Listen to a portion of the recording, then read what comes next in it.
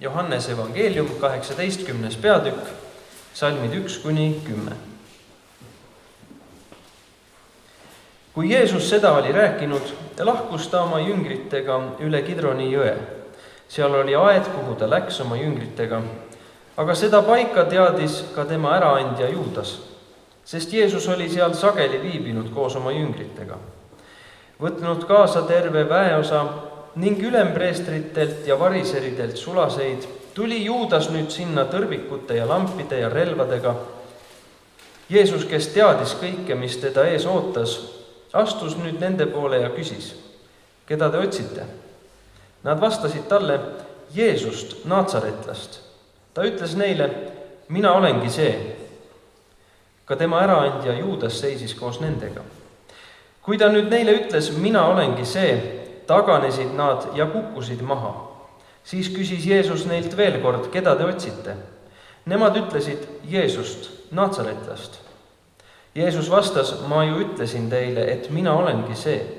Kui te nüüd mind otsite, siis laske neil minna. Et läheks täide sõna, mis ta oli öelnud, ma ei ole kaotanud ühtki neist, keda sa mulle oled andnud. Siimon Peetrus, kellel oli mõõk, tõmbas selle nüüd välja ning lõi ülempreestri orja ja raius ära ta parema kõrva. Orja nimi oli Malkus. Tiedättekö, miksi Jeesus piti pidättää yöllä? Kas te teate, miksi Jeesus tuli kinni võtta öössel?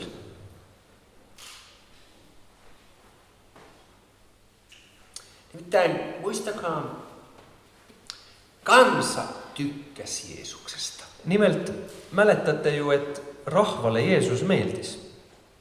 Se mitä hän oli tehnyt siellä temppelissä ja kaikki ne muut ihmeet. See, mida ta oli teinud seal templis, korraldanud ja ka kõik muud imed, mis ta tegi. Kansa tykkäsi hänestä. Siis rahvale ta meeldis. Mutta ne kansan hallitsijat, saddukeukset ja fariseukset, lähinnä saddukealaiset. Aga need rahvajuhid, saduserid ja variserid, ne ei tykännyt Jeesuksesta. Nendele ta ei meeldinud. Mutta ne ei uskaltanut pidättää Jeesusta temppelissä tai siellä päivänvalossa. Aga nemad ei julgenud Jeesust kinni võtta siis päeva ajal, seal templis näiteks. Koska kansa olisi reagoinut siihen. Sest et rahvas oleks sellele reageerinud. Sen takia se pitää tapahtua jossain, missä ei kansa ole. Sellepärast see pidigi juhtuma kusagil, kus rahvast ei oleks ümber. Mä menen vähän eteenpäin, mutta se on vasta syksyllä, niin ette muista. Mä sanon jotain tähän liittyvää. Lähen nüüd natuke edasi, kuhu juurde me alles sügisel tuleme, aga küll te siis uuesti mäletate seda. Kun ei se olekaan muuta kuin ensi kerralla. Mitte siis sügisel, vaid hoopis maikuus. Räägime sellest Ei täpselt. syksyllä, sori, nyt menee. Niin. Ikka sügisel tuntuu. Kun Jeesus oli Pilatuksen edessä. Räägime sellest siis sügisel, et kui Jeesus on Pilaatuse ees, ja juutalaiset huusi, että tulkoon hänen verensä meidän päällemme. kus juudid hüüavad, et tulgu tema veri meie peale. Ja huusi, että vapauttakaa Barabbas. Ja andke meile vabaks Barabbas. Ketä ne oli, jotka siellä huusi? Kes need olid, kes seal hüüdsid? Ei se ollut se kansa. Need ei olnud need inimesed. Sinne oli kerätty tietty porukka, joka on niin kuin meidän puolella. Siis sinna oli kogutud teatud hulk inimesi, kes oleks siis õigel poolel nagu mängiks. Siellä oli Barabban porukkaa ja näiden saddukealaisten porukkaa. Seal oli saduseride siis rahvas ja Barabbase sõbrad. Nämä hallitsijat pelkäs kansaa ja se ilmenee Markuksen evankeliumista luvusta 14. See rahvas, 36. need valitsejad kartsid rahvast ja see tuleb välja siis... Ei, nyt minulla on sekaisin nämä paperit. Kusagilt see tuleb välja nüüd. Markus 14, 1-2. See tuleb välja siis Markuse evangeeliumi 14. peatükist, salmid 1 ja 2. Aga 2 päeva pärast oli Paasa ja hapnemata leibade püha ning ülempreestrid ja kirjatundjad pidasid aru, kuidas Jeesust kavalusega kinni võtta ja tappa. Sest nad ütlesid, teda ei tohi kinni võtta pühade ajal, sest muidu hakkab rahvas mässama. Ajatelkaa, kuinka hieno asia näille näille hallitsijoille on se, että Juudas tulee sanomaan, että mä tiedän, missä se viettää sen valvontatyön. Mõelge nüüd, kui sobiv võimalus, kui Juudas tuleb nendele rahvajuhtidele siis ütlema, et kuulge, ma tean, kus Jeesus veedab oma selle paasa öö. Ne tajuaa heti, että nyt on heidän hetki. Siis nad saavad kohe aru sellest, et no see on nüüd ainuke hea võimalus. Siellä joku Jeesus. Seal on Jeesus. 12 opetuslasta. Võib-olla ainult 12 jüngrit või siis 11 jüngrit. Ja oli siellä Markuskin mukana. Markus oli kaasas. Ja sitten he tulevat sotilaiden ja näiden vartiostoporukan kanssa sinne. Siis nad tulevad nende sõdurite ja siis valvuritega sinna aeda. Kuka ei voi mitään. Ja keegi ei tee neile midagi. Siksi yöllä. Sellepärast just öösel. No he tulevat sinne. Tulevad siis sinna kohale. Ja sitten tapahtuu se, mitä tapahtuu. Siis sünnib see, mis seal kirjas on. Ollaan Getsemanessa, jossa on paljon öljypuita. On seal Getsemani aias, kus on palju siis oliivipuid. Melkein täyskuu jöllöttää taivaalla. Siis peaaegu täis kuu paistab taevas. On varjoja. On palju varje. Ja hirmuinen jännitys päällä. Ja tohutu pinge. Ja sitten tulee Jeesuksen luokse. Tulevad Jeesuse juurde. Jeesus kysyy niitä, ketä te etsitte? Ja Jeesus küsib nende käest, et keda te nüüd otsite. Sitten hän sanoo. Siis nad ütlevad. Ja Jeesus vastaa heille. Ja Jeesus vastab neile. Ja nyt mun pitää sanoa, mitä hän vastaa heille. Ja nüüd ma peaksin ütlema seda, et mida Jeesus siis vastab neile. Ja tämä on se syy, miksi ne pelästyvät. Aga see, mida nüüd Jeesus vastab, on põhjuseks, miks nad hakkavad kartma teda. Ja kaatuvat. Ja taaksepäin. Kukuvad pikali. Se on niissä sanoissa. See on nendes sõnades, mis ta ütleb. Ketä te etsitte? Keda te otsite? Jeesus Nasaretilaista. Jeesust Natsaretlast. Sitten Jeesus sanoi heille. Ja siis Jeesus ütleb neile. Minä olen. Minä olenkin se. Alkukielessä sanotaan vaan minä olen. Ja algkeeles öeldakse ainult minä olen. Se on kielletty sana. See on keelatud sõna. Mä tulen ensi kerralla toukokuussa puhumaan tästä enemmän. Ja järgmisel korral ma sellest räägin veel lähemalt. Se on sellainen sana, että jos joku sitä käyttää, See on selline sõna, et kui keegi seda kasutab, hän syyllistyy Jumalan pilkkaan siis teda saab süüdistada Jumala pilkamises ja hänet pitää kivittää, tappaa. ja ta tuleb kinni võtta ja tappa. Heidän lain mukaan. Nende seaduse järgi. Jeesus sanoo heille, että anihu tai ehje. Jeesus ütleb talle siis niimoodi. Ja se tulee sitten kielletystä Jumalan nimestä Jahve, se sana. Ja see sõna tuleb siis sellest keelatud Jumala nimest, Jahveest, mina olen. Sitten ne uudelleen tulee siihen. Siis nad tulevad uuesti. Ja mitä tapahtuu? Ja mis juhtub?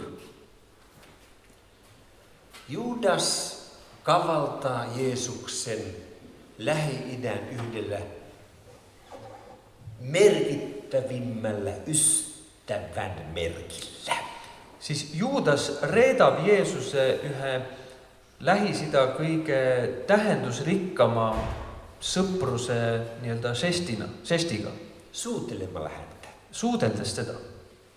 Ystävät suutelee poskille. Sõbrad suudlevad põskedele. Miehet suutelee miesten poskille, naisten.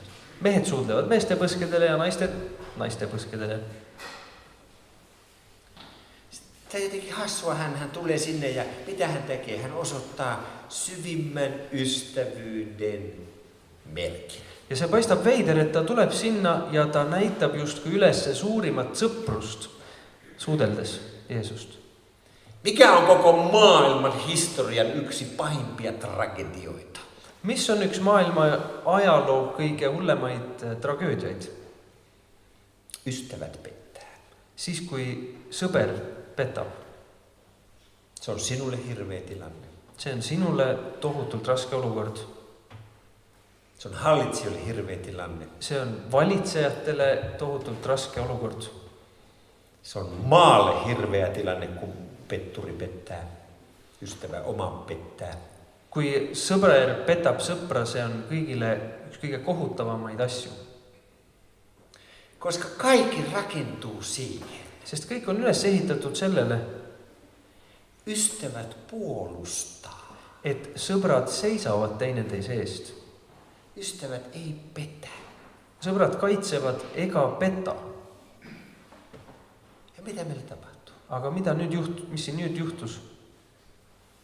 Jeesuksen ystävän elellä pettää. Siis Jeesuse enda sõber reedab ta. Sitten siellä on tämä miekkailukohtaus. Siis on seal see mõõgastseen. Ja Pietari on jälleen asialla. Jälle Peetrusel keeb üle. Jotkut miekkailijat on sanonut, että tämä vaan osoittaa, kuinka huono taistelija Pietari oli. Mõned siis mõõgavõitlejad on öelnud, et siit saab lugeda, kui kehva mõõgavõitleja Peetrus oli. Hän meni hosumaan jolta korvankin pois Malkukselta. Et ta kõrva lõi peast ära sellelt Markusel. No, kes see härra oli seal? Malkus, jah. Nyt Jeesus parantaa Malkuksen korvan. Siis Jeesus tervendab selle Malkuse kõrva.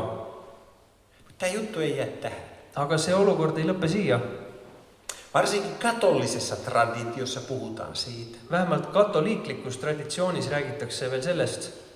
Ylösnousemuksen jälkeen, Peale ülestõusmist, kun opetuslapset lähti ympäri maailmaa, mihin ne menikään. kui jüngrid olid läinud juba laiali maailma peale, Pietarin veljestä Andreaksesta sanotaan heidän traditiossaan näin. siis katoliiklaste traditsioonis öeldakse, et Peetruse vennast, siis Andreasest räägitakse seda, Että Andreas peukalloton. et justkui Andreas pöidlatu, ilma pöidlata Andreas.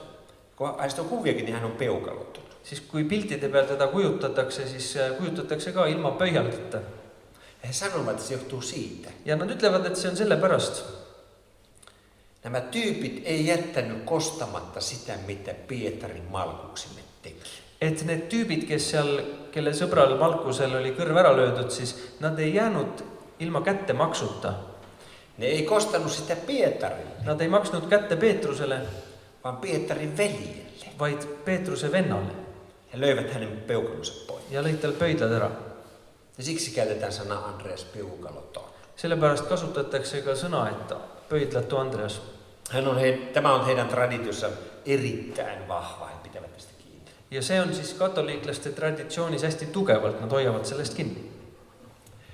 Mutta sitten siellä oli hyvin tärkeä henkilö meidän kannalta vielä mukana. Ei opetuslapsi, mutta oli mukana.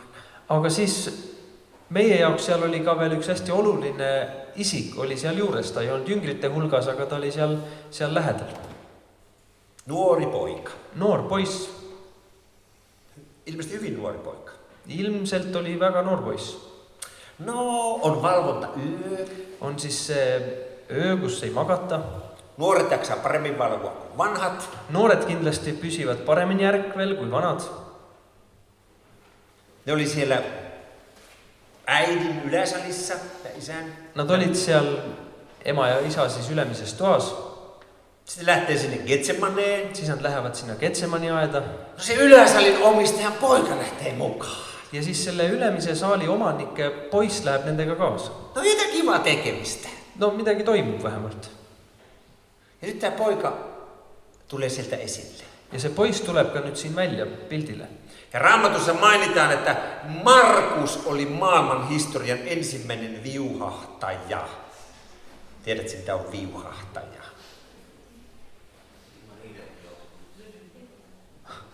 Öeldakse, et Markus siis oli maailma ajaloo kõige esimene liputaja. Kun Jeesus pidätti, niin kaikki pakeni. Kui Jeesus kinni võetakse, siis kõik põgenesid. Ajatelkaa 6 tuntia aiemmin jotakin, niin ne on sanonut, että me ei ikinä jätetä. Ja mõelge nüüd 6 tundi varem nad kõik on öelnud, et me mitte iialgi ei jäta sind. Ei vain Pietari, vaan ne kaikki muut. Mitte Peetrus üksi ei öelnud, vaid kõik teised ka. Ja nyt sitten on tämä tilanne. Ja nüüd, kui on see olukord, Mitä ne tekee? mida nad teevad? Kaikki häviää. kõik kaovad. Se käännä tätä. Joo.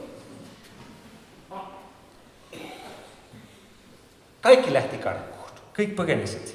Jeesus pyysikin, kun se tiesi, että teille saattaa tapahtua, että pystyy antakaa nämä mennä. Ja Jeesus ka nagu palus seda, et kui ta teadis, et mis juhtuma hakkab, ta ütles, et palun lubage vähemalt nendel minna. Ja sitten siellä on vielä se nuori mies ja yrittää tarttua siihen kiinni, nuoren poikaan. Ja seal on veel see noor poiss ja nad proovivad temast kinni haarata. Ja hän jättää sen viittansa. Ta jätab oma kuue sinna maha Ja paneb paljalt minema. siinä se maailmanhistorian ensimmäinen viuhahtaja. Ja siin see maailma ajaloo esimene liputaja. Mutta mitä on Markus? Aga mida Markus teeb? Tämä nuori poika on siellä Getsemanessa ja nyt on kello noin 2-3 yöllä. See noor poiss on seal Getsemani aias ja kell on umbes 2 või 3 öösel. Hän näkee, Ta näeb, hän kuulee, ta kuuleb. hän on osallinen nyt siinä, missä opetuslapsetkin. Ta on nüüd üks nende hulgast, kes on need jüngrid. Ja myöhemmin Markus tulee esille monellakin tavalla. Ja hiljem Markus tuleb ka esile mitmel erineval viisil. Opetuslasten kaikkein vanhin, Pietari, Jüngritest kõige vanem, Peetrus, saa työkaverin tästä kaikkein nuorimmasta Markuksesta. saab endale töökaaslaseks selle kõige noorema Markuse. Ja tämä Markus on se, joka on kirjoittanut meille Markuksen evankeliumin. Ja see Markus on see, kes on kirjuttanut meile Markuse evankeliumi. Ja hän on kirjoittanut sen sillä perusteella, mitä Pietari on puhunut. Ja ta on kirjuttanut seda selle järgi, mida Peetrus on rääkinud. Me voitaisiin sanoa, että se on oikeastaan niin kuin Pietarin evankeliumi. Siis võib öelda, et tegelikult see on justkui Peetruse evankelium. By Markus. By Markus. Markuksen kertomana. Markuse räägituna. Paavali kehuu Paulus, Markusta. Paulus kiidab Markust. Markuksesta tuli merkittävä alkuseurakunnan henkilö. Siis Markusest saigi üks algkoguduse, üks märkimisväärseim tegelane. Ja ensimmäinen todella konkreettinen niin kuin kosketuspinta Jeesukseen oli Getsemane ja pakeneminen. Ja tema kõige üks sügavamaid ja esimesi kokkupuutepunkte Jeesusega oligi sealsamas see Getsemani aed ja see põgenemine. No nyt Jeesus vangitaan. Jeesus võetakse nüüd vangi. Ja ne lähtee ylipappien palatsiin. Ja nüüd lähevad sinna ülempreestrite paleesse.